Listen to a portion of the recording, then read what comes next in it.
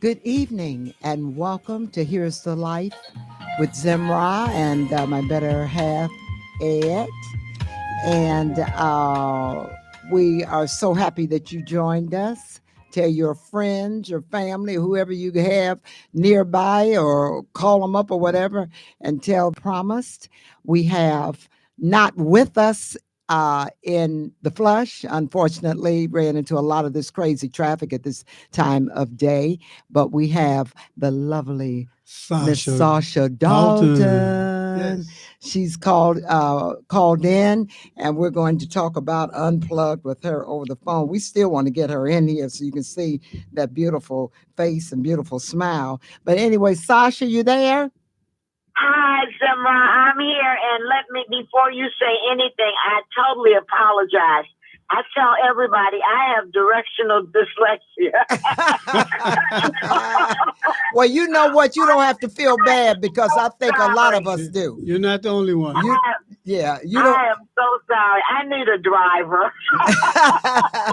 Well, we might have to surprise you and do that for you and bring you on in ourselves. Well, Ed will have to pick you up. I'll get you. He said he'll be glad to come and pick you up and bring you. And I would be. And listen, I'll be glad for you to do that.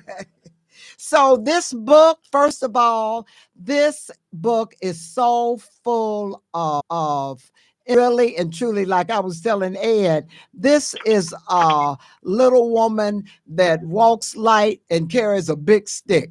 Because this book really and truly tells a story that everybody must go to Amazon, all your book streaming places, and purchase this book, Unplugged. It's the untold story for real of Chicago's gospel music festival that was definitely created by Sasha. Now, Sasha, tell us just a little bit about you and what sparked you to do that. Because as I read this book and all the relationships, she had relationships with people. And what I love about you is you are just so laid back, so giving and sharing of whatever support you can give to people that are in the industry. But she had relationships with Harold Washington, part of his organization, really.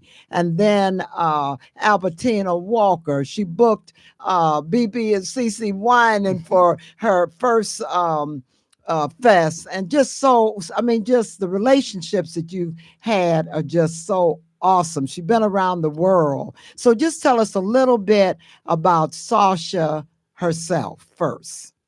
Well, I am a native Chicagoan. Okay. I graduated high school here. I attended Hyde Park High School, but I graduated from Central YMCA. Okay. Back in those days, parents made sure you got out of high school, and I had no gym credits. You sound like me, Sasha. Every year, I would, at the beginning of the semester, I go into division, and they give me my schedule, and my division teacher would say, my name was Wilson, and she said, Wilson, you going to swim? Nope. You taking this up? Yep. You're going to study hall? Yep. But anyway, I'm from Chicago, and I lived in California for 10 years, about 9 years.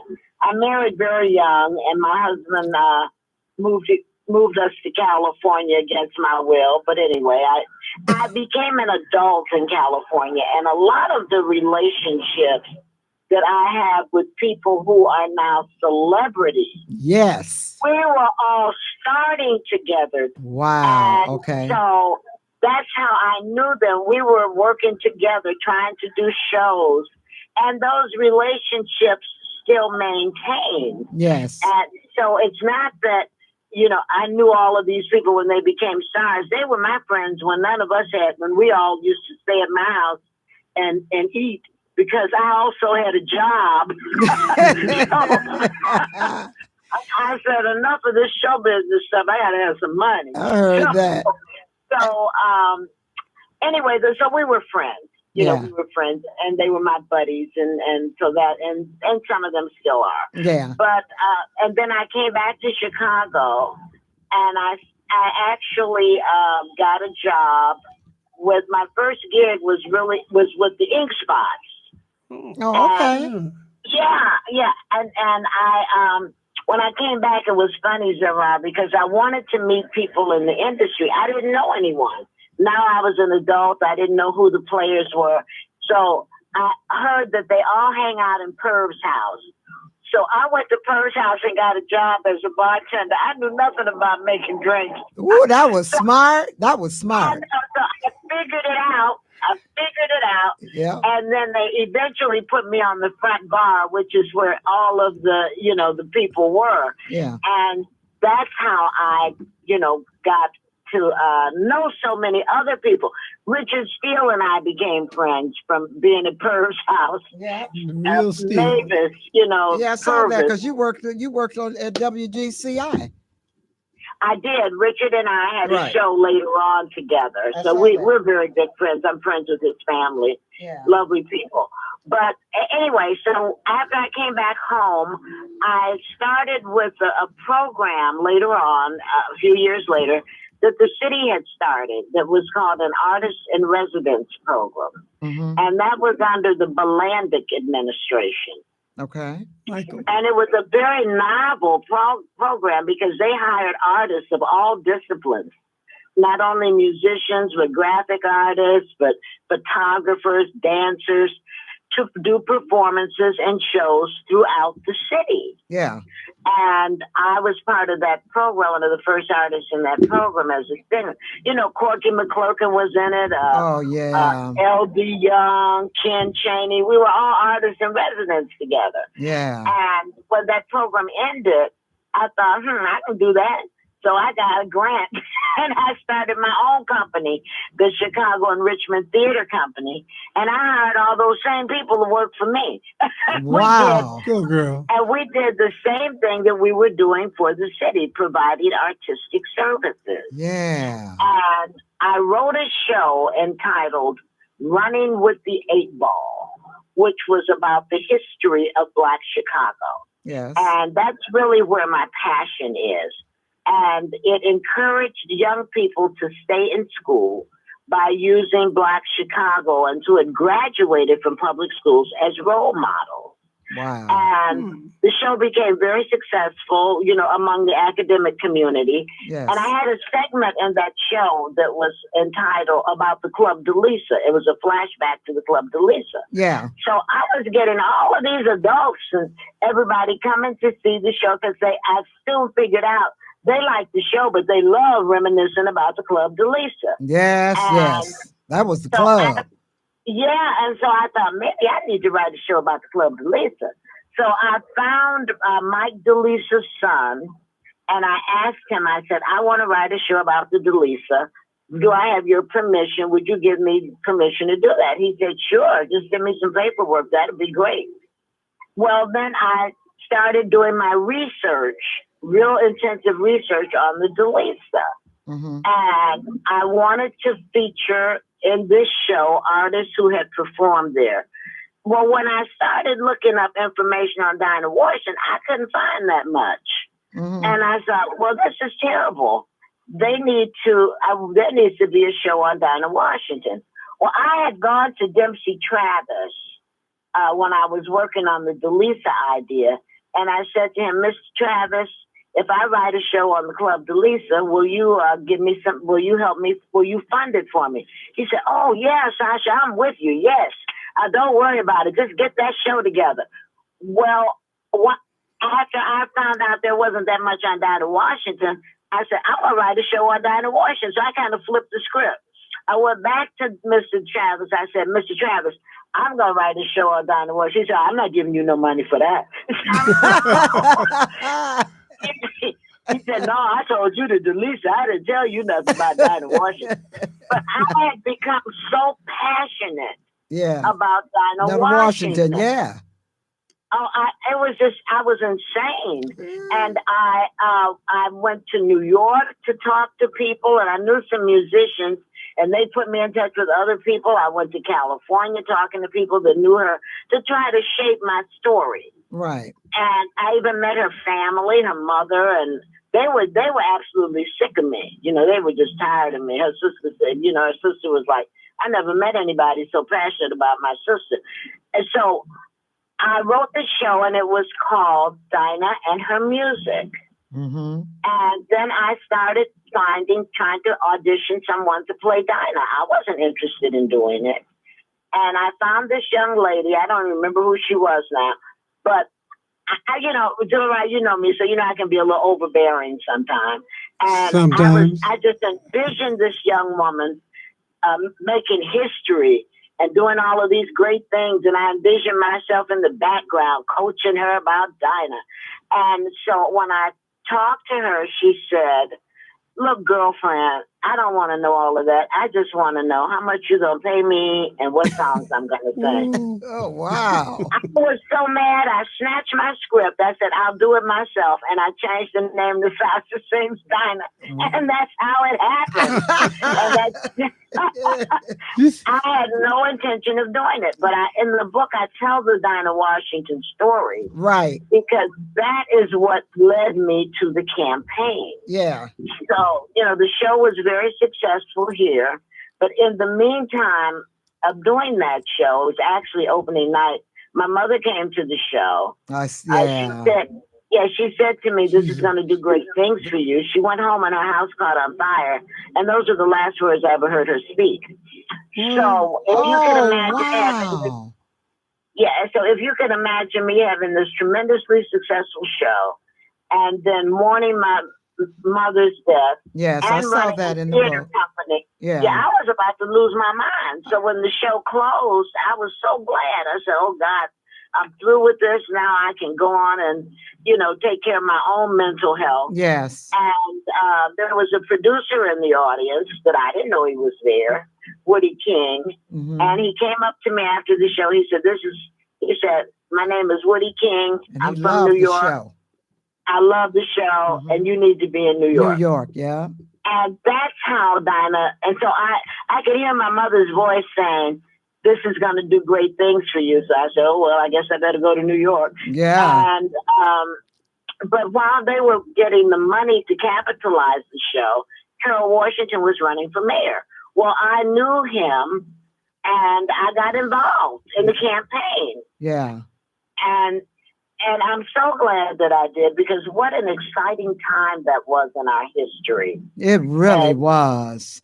And then the way he was so supportive of you and the idea going into the Gospel Fest. So what brought that to mind to create the, which really is winded up being in 36 years winded up, was that for 21? The 36 No, years? yeah. Right, because, you know, for 2 years we didn't have the festival because of the pandemic. Because of the pandemic, right. Otherwise, it would have been the 37th year. Right. But so I gave him an idea to do a Dr. King event on my way back to New York, because mind you, after I did the show in New York and came back home for a visit, I was just here for a visit. I loved New York. I wanted to stay in New York. I had kind of made a lot of friends in New York, and I just wanted to be there. It was alive and stimulating. And on my way to go back to New York, I gave the mayor this idea for a Dr. King event. So he said, that's great. You need to do it. So I said, okay, I'll stay and do this, but I'm going back to New York. So after that event, I had to meet with him to close out the festival. And a gentleman came in the office by the name of Ransom Boykin, and he asked if he was trying to get Thomas Dorsey the Governor's Award for the Arts. Mm-hmm. And he said to me, I'm having a hard time because these people don't want to give it to him.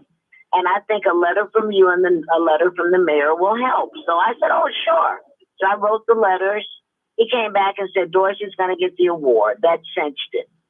Wow. And so when I met with the mayor, you know, I thought about it. And when I met with the mayor, I said, you know, Governor Thompson has given Thomas Dorsey the Governor's Award for the Arts. He said, oh, that's so nice. I said, well, I know you're not going to let the governor honor him and you don't do something. He said, well, what do you think I should do? I said, a gospel festival. Call it the Dorsey Gospel Festival. Wow. He's the father of gospel music. Have it over the Father's Day weekend. Yes. And he said, and this was in February. This was in March. Father's Day was in June. Yeah. And he said to me, can you do it that fast? And I said, I can't do it at all. I'm going back to New York. He said, not if it's going to be a gospel festival. And that's how it happened. Wow. Sasha. That's really how the festival came about. Because I didn't have a lot of connection with the religious community. Yeah, but you had the ideas. I just had the idea, right? And there were, I went through a lot because there were some high-powered people in the community that didn't want me in City Hall doing anything religious because people knew me as a singer. Yeah, jazz singer. And not a gospel singer. And then you have to remember this was 1985. Right. And we had the first black mayor, and there were surely people that had been doing gospel before me. So it was almost like, now how did she come along and get this? Well, nobody really knew the real story. Yeah. And it kind of turned political. Yeah, it became very political because the mayor used to get calls. There was a group of ministers in fact. They used to call City Hall and tell the mayor to get the blues singing HEFFA out of City Hall. That I should have nothing to do with religion. But so when the idea came up of doing the gospel festival, I knew that there was a lot on my shoulder. Yeah. Because first I needed to have a relationship with the very community that this festival was for. Yes. So I said, well, I can't do that without support from that community. Right. And I remembered the campaign. Mm-hmm. God puts you in places for a reason. Yes, he does. And I was involved in that campaign to understand community organization. Yes. And that campaign was a major community organization. And we had committees and had people involved. And I remembered that the mayor said in his address that he won this campaign because there were a phalanx of people who knew nothing about a campaign but believed that they were doing something good. Yeah. And it worked. Yeah. And I said, well, I need those same kind of people. So I went and I asked Reverend Evans if he would help me, and I went to Albertina Walker. Mm-hmm. Yeah, and then I knew some other people, Reverend Maxine Walker, some of the people that had been involved with the campaign. And it wasn't, it became a mission. It became a ministry to make that festival a success because, one, we were honoring the living father of gospel music. Yes. At that time, I'm sorry. No, go ahead. I'm sorry. I'll ask you in a moment. At that time, we still had Sally Martin, who is known as the mother of gospel music. She was still alive. And that we had to make, this had to be a success because the mayor gave it his stamp of approval. Mm-hmm. And that's how it happened. Yeah. And so after the first year, I said, okay, now I can go back. And I even talked to Albertina about taking it over. And Mayor said, you got to stay and do this. It's working. Yeah. And so after 2 years, we had to move. We started at the South Shore Country Club. Yeah. And it just grew. Too much for that. Here we are 25 years later and it's still going strong. Yeah, because you had to... Yeah, it just didn't do anything. It moved downtown to Grant Park after the second year. That's what I was going to say.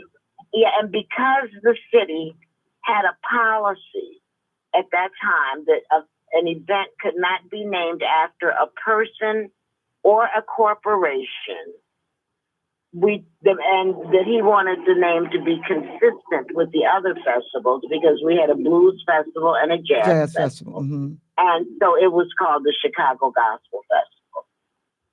Wow. And so that's what happened. That's how it happened. But it was all in God's plan.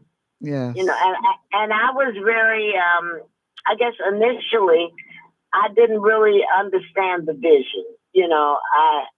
But I had to look at it, a few years after doing it, that to me, this became a ministry, and it became more important to me than singing and acting. It became a ministry of music, recognized in Chicago, and we discovered a lot of entertainers during that time and became international. Yeah. So, I mean, it really, I mean, the people that were on the shows were just, I mean, they. Let me ask you something, Sasha. Where do you think you get the idea or the energy, the spirit to produce these things that you see are missing? Produce shows and movements. My desire, my real passion is telling Chicago stories and telling stories about that are motivational for African Americans, so that will be appreciated by everyone, and that where the theme transcends nationality. So I have several other projects that I am working on. I have one other project. I think that honoring our people is very important to me, and keeping the history alive. Yes. We have to tell our story. Yes. And we all have a story to tell. And there's so many. What was that TV show? There are a million stories in the naked city. This is one of them. Right. I remember that one. That's right. That's right. What's that, Dragnet, or one of those shows that say there are a million stories in the naked city? This is just one of them. Yeah. So I want to tell stories. I want to do shows. And that'll be something different and unique coming from our own, because we really and truly need that too.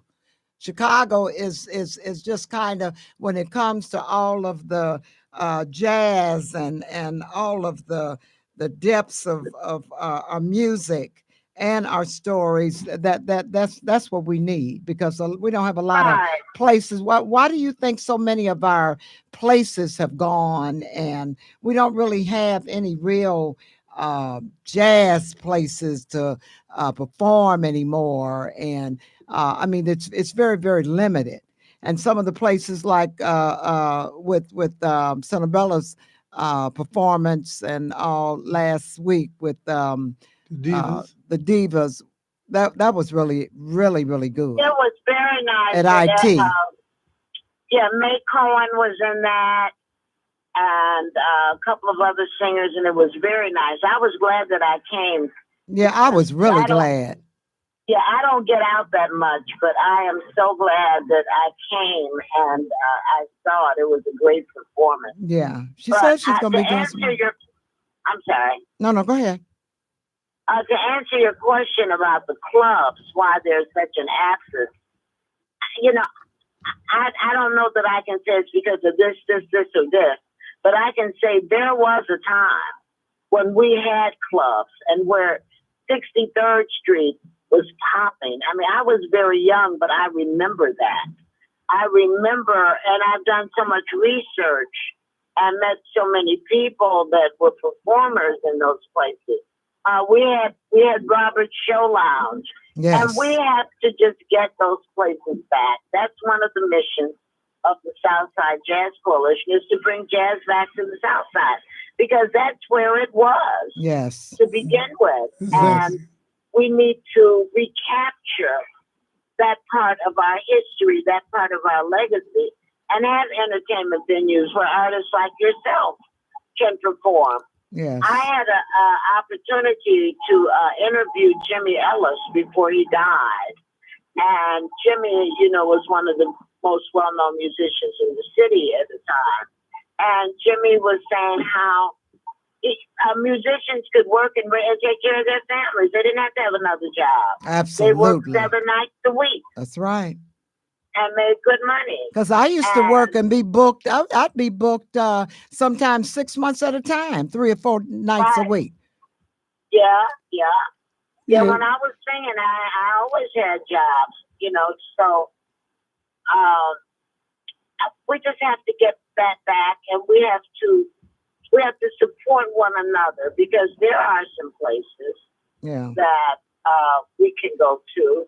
everything doesn't have to be on the north side. I'm not saying anything about the north side, but I'm also saying we have to keep some of the money in our community. Oh, And yes. support our businesses. Yeah. Well, So they Sasha, support their business, that's support right, their because neighborhood. Sasha, We got to there's do that. so there's a lot of social and economic forces that eliminated some of the businesses and entertainment on the south side. But I believe all of that's coming back. I think so. And this is the time we're for going it. into a totally new time now. Totally new time. And I do think that, and I'm very proud of some of these young people who are starting place businesses. And, the music, I think the music is coming back. I think the rich jazz music, well, it never left, but now it's coming back more prominently. Yeah. And I think it's good. And we just need some places to perform on the south side. And I think that's going to happen. Yeah. Well, get yourself together, because our history is just not beginning to be told, and our stories are just beginning to be told. So therefore, we got a lot to tell. So important. Well, what story do you think that you would like to tell, or that you're working on, or can you share that right now? Oh, sure. Well, I have done an updated version of Running with the 8 Ball, and I still want to do that, and hopefully I can get that in the schools. And then I have another show. It's not a new show, but it's one that I had done some years ago with Rita Warford and Sue Conway, called The Empress, the Lady, and the Queen. And that's the musical tribute to Bessie, Billy, and Dinah. Oh, and so Rita and I have rewritten that, and we have a great director, Donald Douglas. So we're just waiting for all of our money to come through. I'm not going to be in it, nor is Rita, but we're using younger people to do those roles. Oh, so nice. Hopefully, and the show will open in October, and I'm using Dinah Washington's niece, Kristen Atkins, in the role of Dinah Washington. Nice.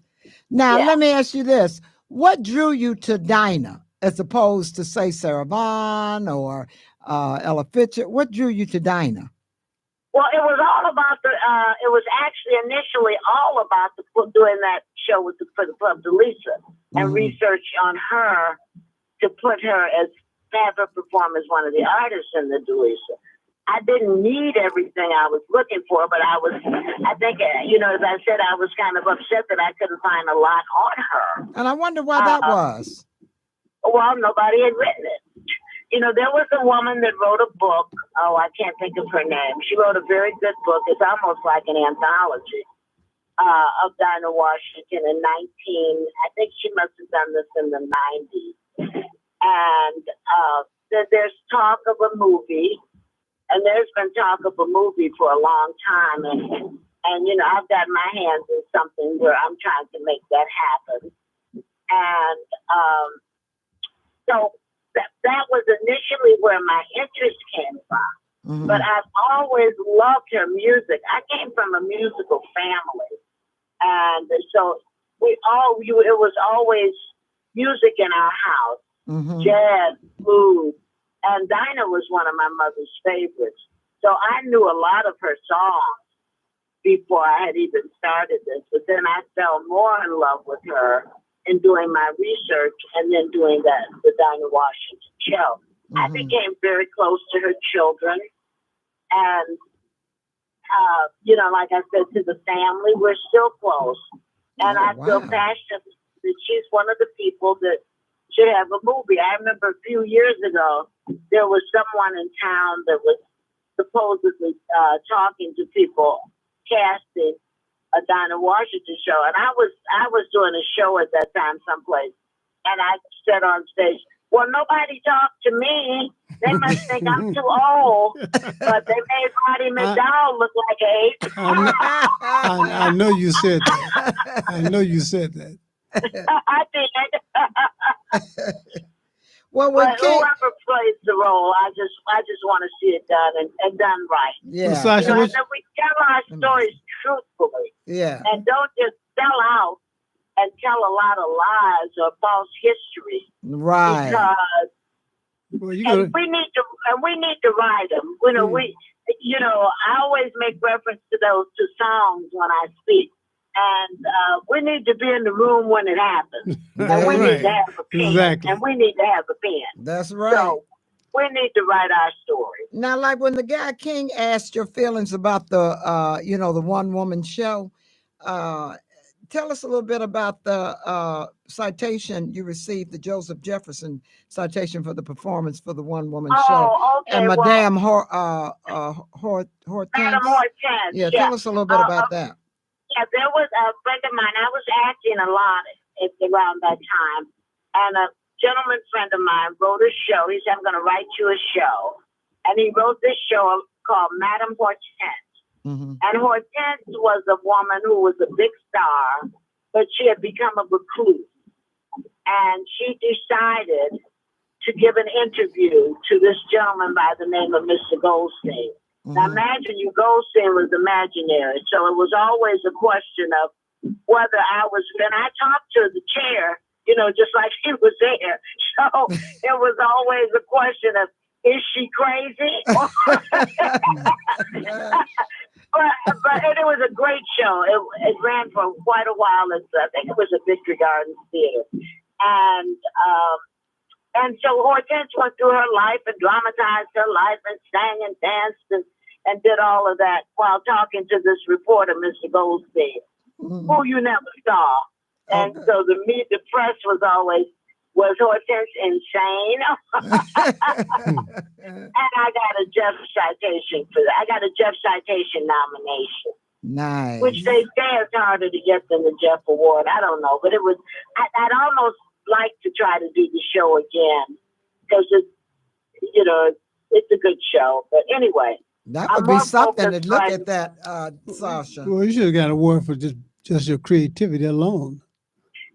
Yeah, but you can only do so much. Somehow I'll be 75 this year. No. That's why, but what we say, Sasha. I have to bury my days. But we say, when is your birthday? So June 25th. Okay, so I'm gonna jot that down. But you know my philosophy, age ain't nothing but a number. That's right. If you walk, talk, and breathe, you keep it moving. Keep it moving. That's right. I'm keeping it moving, but you know what? Sometimes those knees hurt. Well, you ain't got to tell me now. I know about the knees now. Well, but that's what we were saying too. Joyce and I were talking about that. It just seemed like women, you see so many women struggling with their knees and hips and have had surgery and all of that. And then she say, that's because women are your strong ones, and they done carried babies, and they done did this and worked and cooked and did so much stuff. And so it all fought. And they had to pray a lot. Yeah. With them tall high heels while doing it. Yeah. Yeah. So we've carried a lot. But I have a great love for us because we have really made a contribution to history. Yes, we have. And I think that if I can do, several of the projects that I can, while here, I'd like to leave that legacy. Yeah. And open some doors for other people, some of the young people, because we have some talented young people out there. Really? That is the truth. Amazing. Yes, we do. Yes, we do. We really do. I was listening to YouTube, when I'm working at night, I'll put music on. And this song, Betty Carter popped up. And at the end of her song, she was introducing her musicians. And as she called their names, she called their age. And the piano player, 22, the bass player, 25. All young musicians. I'm telling you. Yeah. They got the energy. You can work with them. Their temperament is different. You can kind of direct them a lot. A lot of times your old guys, they awesome, but sometimes it's difficult because, it's kind of people are set sometimes in their ways. So a lot. Because they've been around the world twice and spoke to everybody 3 times. Right. So you can't tell them a whole lot. No, but these are the young people want to learn. They're excited to learn, and it does make a difference. I mean, nothing's wrong because they picked up the jazz spirit. Yeah, and they're going to continue it on. Yeah, we got a lot of future. They love it. That's our high class music. That's what we use. Yeah. But she's R&B, isn't she, Sasha? Oh, Betty Carter. Yeah, but Betty Carter's in between. Oh, no, I'm thinking about Betty Wright. Because people used to. Betty Carter's strictly jazz. Yeah, that's right, jazz, Betty Carter. You're right. I Because some people were remember saying when that we I were remind doing- them of her singing or somebody. That's a Betty Carter. Yeah. Yeah, Betty Carter's amazing. I remember when we first started Sasha Sing Dinah, and there was a time when we had a lapse in bass players. You know, the bass player I had to, go out of town or something. And I had heard this young guy, his name was Lonnie Plexico. And I said, Corky, get this young brother Lonnie Plexico. He's going to be great. And I think Lonnie was probably only about 18, and I don't think Lonnie was old enough to be in clubs. That's what I was going to say. Yeah, but he was just phenomenal, and I so enjoyed working with him. Not that I didn't enjoy working with the other bass players. Oh, exactly. But there was something about Lonnie. Well, he went to New York. He made quite a name for himself, and the last time I heard, he was playing for Cassandra Wilson and what's this guy's name? He plays the flute, the white guy, Kenny G. Yeah. But I knew that Lonnie was going to be something in this business. Wow. And he was young. He had to be 19 years old. So there's some tremendous young musicians out here. The Young Horns, they're great. Yeah. Chicago has a lot of great musicians. Yeah. Yeah, we really do. We got some awesome. I love Corey. He's phenomenal. He's a young brother. I mean, he's a little older, but he's just phenomenal. I love Corey Wilkes. Chicago is just the home of good music. And that's the truth. Great musicians and great talent. Yes. From blues to jazz to R&B. Yes. Yeah, we have made an indelible mark in the annals of great American music, and it's stimulated from Chicago. Yeah. And the story is going to be told by Sasha Dalton. That's why we must.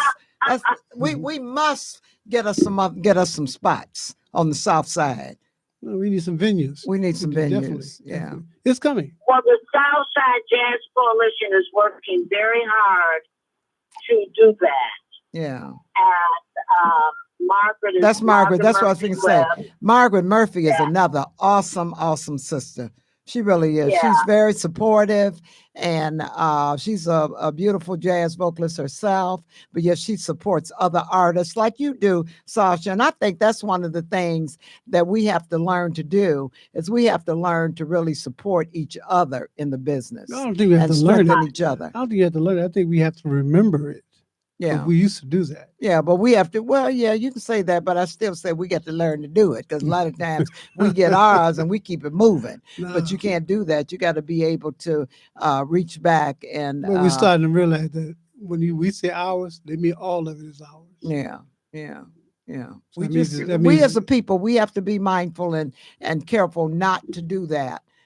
We got to support each other. We really do. Like we do. I always enjoy going and hearing somebody else perform and support that. And see, you don't mind giving them their props. Oh, never. There's no intimidation or any of that. I love to see other people perform. I really do, my brothers and sisters. So, Sasha, tell us a little bit about so you already said that you're going to do a little bit more writing and some of the other things that you want to do. Where can people purchase this book? I got this book right in front of me, Unplugged, The Untold Story of Chicago's Gospel Music Festival. Where can they purchase this book? You can get it on Amazon. Mm-hmm. And you just go to Amazon and put in Unplugged by Sasha Dalton. Okay. Or you can get an autographed copy from me. Like I have. On my website. Okay. Which is www.unpluggedthebook.com. Okay. Say it again. On www.unpluggedthebook.com. Okay. Or you can can go to the underground bookstore on East 87th Street, and he's carrying it. And then after next week, I'll have other bookstores that will be carrying the book. I just don't have that list memorized in my head and everything confirmed yet. Okay. But there are other bookstores that will also be carrying it. Excellent. So I'm hoping that the library will support it and purchase copies for the libraries. Yeah. Because it's a Chicago story. It's really a Chicago story. It really is. It really is. I mean, I love the section you talked about. You gave a good section on Harold Washington's funeral and how it was organized and coordinated by Hermine and all the dignitaries that came and people from everywhere. Well, we remember that. And that was I was just thinking. I said, man, we've lost some great leaders that. That they just wasn't. They're not taking any prisoners. Yeah. So it is definitely. It was an exciting time in Chicago history. It really was. May I say this, Zemrah, that this year Harold will be would have been 100 years old. Yeah. And so I am part of the coordination, part of the producing of the 100th celebration that will be taking place April 12th. Yeah. At Harold Washington Library. Isn't Clarence a part of that? Pardon me? Isn't Clarence working on that too? Clarence is on the Harold Washington Legacy Committee. Lowenstein Woods and I are producing the actual event. Okay. And yes, Clarence definitely is. I was on a meeting with him last night.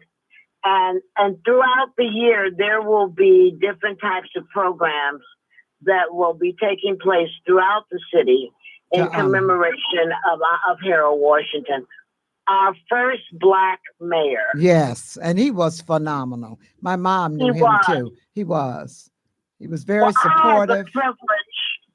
I had the privilege of working with him, or we're working in that oh God, I keep taking wrong times. Working in that administration. It's not like I worked day by day with Harold. I didn't have that kind of position. Yeah. But you all became friends though. Oh, we were friends before the campaign. Yeah. See, we were friends when he was in Congress. I knew him. When he was a senator, I knew him.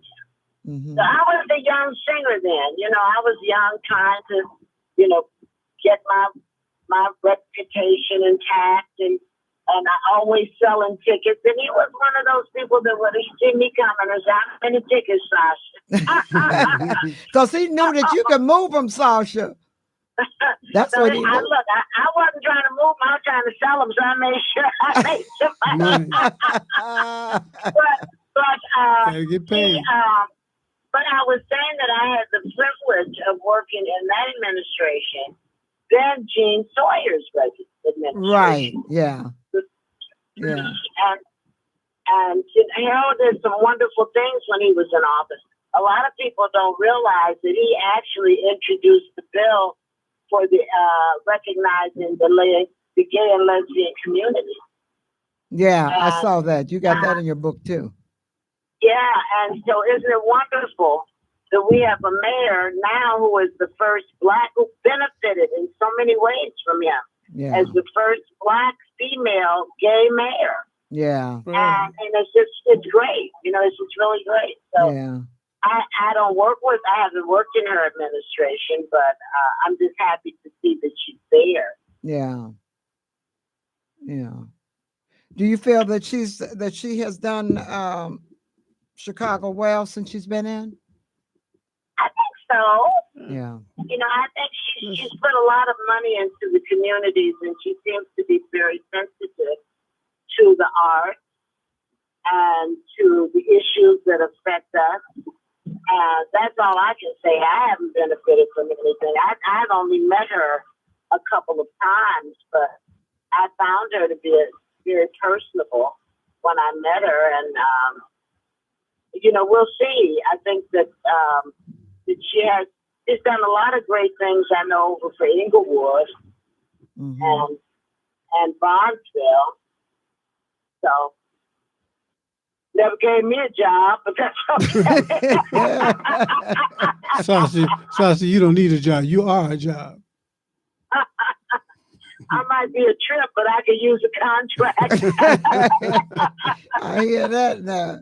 I definitely hear that. Well, Sasha, we are going to so we want you to really come back and go into some more. Now you know what too? I didn't know that you went to Israel. Tell us a little about your trips in Israel and visited. Of course, Jerusalem is in Israel because you know I lived there for 2 years. But when I saw that in the book, I said, "Man, Sasha, now who did you go to Israel with?" I had an idea to do an event in Israel. Okay. And so I presented it to someone who took me to the Ministry of Tourism, and he thought it would be a great event for Israel, and that it would encourage tourism to Israel. Yeah. And I had never been to Israel when I had this idea. You get more ideas. Sasha had gone to Israel, boy.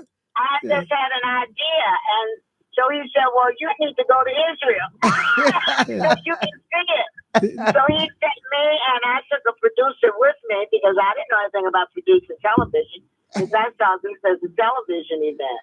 And so we went. He sent us to Israel, and there's some miraculous things happened while we were there, and it looked like it was going to be a go. And when I came back, Clifton called me and he said, "What have you been doing?" And I told him, he said, "I want to be your partner." So he sent me a check. You know, Reuben Cannon always taught me, get a deal memo till contract is drawn up. So I said, "Well, let's do a deal memo and send me some money." And we did that. And then it became, the idea was so good at the time. I was going back and forth to Israel working on this event. You know, I made so many trips to Israel, so they knew me in the airport. That's what I was looking at. Yeah, but everything looked like it was going to happen, and it would have been a major worldwide television special. Thanks to Clifton. But we had the Gulf War. Oh. Wow. And that's what circumvented everything. But I just loved Israel, Zemrah. It was, you know, the sea. Well, you know, the Hebrews called it the Sea of Life. Yeah. Did you get a chance to meet Prince? Oh yeah, I know Prince ICL. You know, she know Prince. Well, I knew Prince before he went there. Well, when did they start going over there? In '65, I think it was. Right. Yeah. 65, 66. Yeah. And so a lot of my friends went over, that were part of that first group that went over. But I didn't go. Where was the Sea of? You said they call Israel the Sea of Life? No, they called the Dead Sea the Sea of Life, where you could go and soak in the salts. Yeah, we could soak in the salts and you know, that, because that's what you know, we would do because that was the heal. They called it the Sea of Life because the waters were healing. Because we still have a bottle of that water that Ed sometimes soak his feet in, and he's had that for years. And you still can soak your feet. It doesn't in. evaporate. Right. Now you tell us about I got a little tickle. Now this is just going to be a little funny, but tell us what happened when you was doing this MC for this program that Daley was supposed to speak on, but you MC'd and talked as long as you could, and he wanted to make sure before he came. They waited 15 minutes, then they waited another 15 minutes for him to show up because he wanted to make sure that Sasha got that check that had been promised to her. Yeah, when Mayor Daley came in office, the first thing he did was to try to cancel the gospel festival. Right. And I challenged the system, really, and we kept the festival that year, and of course, the subsequent years. But then when they finally got rid of me, they gave me a letter and told me to, you know, pretty much get out of City Hall. And I said, okay, who's going to settle my contract? Because I was never a city employee. I always had a contract. And So there was an issue of giving me 7 months pay because my contract was good till the end of the year. And so there was a long stretch and negotiating and fighting for that money, you know. So after I got the check, it just was a coincidence that I was emceeing a program for the Chicago Housing Authority, you know, right around that time. And so everyone was sitting there waiting for the program to start. But I was told we had to wait for the mayor. Right. And so the coordinator of the program, you know, was supposed to start at 6:15, no mayor, 6:30, no mayor. People were getting antsy. Yeah. So about 6:45, she came up to me and she said, I just got a call from the mayor's car. He wants to know if you got your that check. And then he was there in minutes. So he wasn't going to show up unless you got that check. He came in laughing, and I was laughing. And he said, when they told me you were the MC, I wasn't going to come in unless... I knew you had that check. You would have buried me. And I said, man, Daley, I wouldn't have done that. Yes, you would have. You would have busted him out. I would have gave you hell. Yeah. You would have busted him out. No, no, she would have she would not done that, but he knew that she would have got him, but not publicly. But that's what was funny about it. I had to say that because that was kind of cute. Yeah, but we became friends after that. In fact, he even asked me to come back to City Hall. And work again. Yeah, I said, look, you got rid of me once. Do you think I'd let you do it again? I heard that, but he knew he had a strong. He knew he had a strong sister in you, because that's why I say you know you've been very. This book tells a lot. Like you said, it is the Chicago story. But anyway, we are so grateful that you thought to go ahead on, because I didn't even think about that part of it because I just wanted you here. But for you to let me know that, hey, let me call in. That was a great idea. So we still want you, you know, at your time when you get a chance. And like I said, Ed will pick you up and bring you into the studio so we can talk a little bit more, because I just have always just loved your spirit. It's so gracious. It's so real, so genuine. That's one thing that I really love about you, is because you are such a for real sister. You know, when you meet Sasha Dalton, there is no pretense. You are what you see is what you get. And that's what I really and truly respect and love about you. Wherever you can help and assist, you've been very, very supportive of me, and I just adore you for doing that. Well, thank you. Well, you're a great singer, Zemrah. Yeah. You are really a fantastic, phenomenal singer, and I'm anxious for the day when the world knows that, and you, you know, really make a big worldwide name for yourself, not just national, because my hat always has gone off to you. I've always admired your talent. Yeah, and I appreciate just love that you have such a wonderful husband. I don't know how. I've had several husbands, and none of them has been as great as yours. Stop it. My girl. Well, I appreciate that. He's okay. Oh, okay. No, he is a great guy. He's my blessing. He's a great guy. Yeah. And I was just kidding about my husband. Yeah. God bless their soul. But anyway. Yeah, we I'm on the prowl. That's a little bit in the book too, but that's why we gotta have you come back. Yeah, we want you here in the flesh. Yeah, we gonna get you. So let me know. We're gonna, and I'm telling everybody out there, make sure that you go and get this book. Amazon is perfect. Everybody always on Amazon ordering this, that, and the other. Book. Order Unplugged. This really is a Chicago story. Sasha's right on that. And she's not saying that because she wrote it. This book is really and truly, we should all It's a history book. It's a history book. We can use it. I appreciate you saying that, Zemrah, because I am just praying that Chicago will make this a bestseller. Yeah. I know that other markets are buying it. You know, other people are buying it. Dr. Bobby Jones is helping me. Yeah, but we need Chicago. I want Chicago and the religious community, because it's a tribute to Harold Washington. Yes. And it's a tribute to our gospel music.